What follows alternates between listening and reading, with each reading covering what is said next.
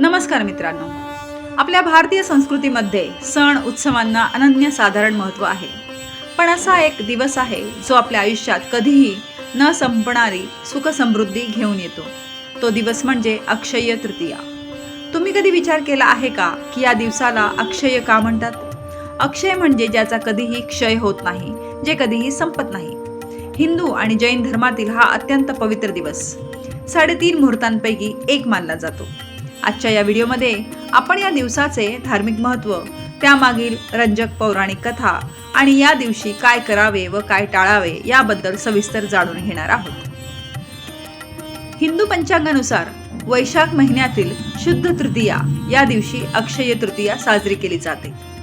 हा दिवस इतका शुभ मानला जातो की कोणतेही नवीन काम सुरू करण्यासाठी, घर खरेदीसाठी किंवा लग्नासाठी आपल्याला वेगळा मुहूर्त पाहण्याची गरज पडत नाही.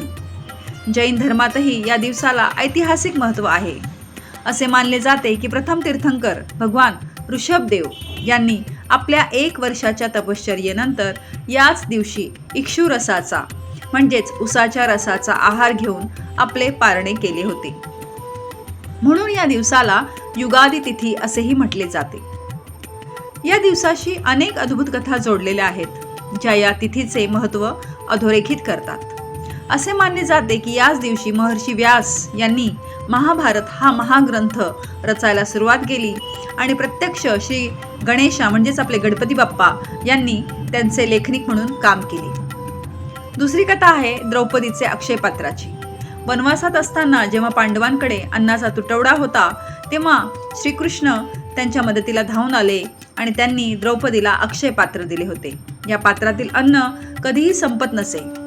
हे पात्र या दिवसाच्या अक्षय असण्याचे सर्वात मोठे प्रतीक आहे. तिसरी कथा आहे गंगेचे अवतरण.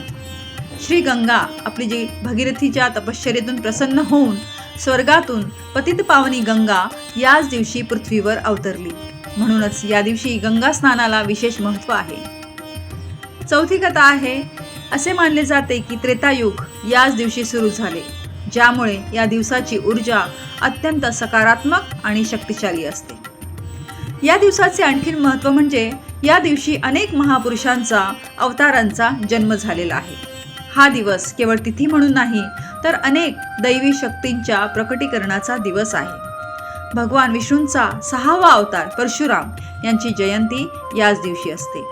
अन्नाची अधिष्ठात्री देवी अन्नपूर्णा हिचा जन्मही याच दिवशी झाला. याशिवाय नरनारायण, हयग्रीव आणि महान समाज सुधारक महात्मा बसवेश्वर यांची जयंती देखील याच दिवशी साजरी केली जाते. या दिवशी दान केल्याचे खूप मोठे महत्त्व आहे. तृतीयेला दानाचं खूप मोठं महत्त्व आहे. महाभारतात भगवान श्रीकृष्ण युधिष्ठिराला सांगतात की या दिवशी केलेले दान, हवन आणि जप-तप हे अक्षय राहते. त्याचप्रमाणे उन्हाळ्याचे दिवस असल्याने या दिवशी जलदान म्हणजे पाण्याचे रांजण दान करणे, छत्री, पंखा, पादत्राणे दान करणे, त्याचप्रमाणे सातूचे पीठ दान करणे अत्यंत पुण्यकारक मानले जाते. जे लोक पितृदोषाने त्रस्त आहेत त्यांच्यासाठी या दिवशी पितरांचे तर्पण करणे खूप फलदायी ठरते. आता या दिवशी सोने खरेदीचे फार महत्त्व आहे. आपण अक्षय तृतीया म्हटलं की सोने खरेदी असं एक समीकरणच केलेलं आहे. सोने हे समृद्धीचे प्रतीक देखील आहे. म्हणून या दिवशी घेतलेले सोने घरात अखंड लक्ष्मी नांदवते अशी श्रद्धा आहे आणि अशी आपली भावना पण आहे. पण केवळ सोनेच नाही, तर नवीन वाहन, नवीन घर, साधी एखादी नवीन वस्तू खरेदी करणे ही शुभ असते. या दिवशी केलेली पूजा ही सुद्धा अक्षय फळ देणारी, पुण्य देणारी असते. त्यामुळे सकाळी लवकर उठून स्नान करावे, भगवान विष्णू आणि माता लक्ष्मीची मनोभावे पूजा करावी, ओम नमो भगवते वासुदेवाय या मंत्राचा जप करावा आणि आपल्या उत्पन्नातील छोटासा वाटा गरजू व्यक्तीला दान करावा. आता या दिवशी काय करू नये, काय टाळावे याची पण सावधानता बाळगायला हवी. शुभ कार्य करताना काही गोष्टींची काळजी घेणे खूप आवश्यक आहे.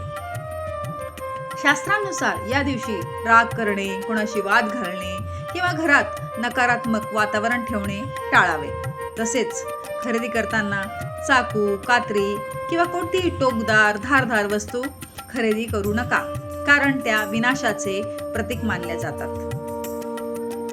तर मित्रांनो, अक्षय तृतीया हा केवळ सोने खरेदी करण्याचा किंवा सुट्टी उपभोगण्याचा दिवस नाही, हा दिवस आहे आपल्या मनात चांगले विचार रुजवण्याचा, इतरांना मदत करण्याचा आणि ईश्वराप्रती कृतज्ञता व्यक्त करण्याचा.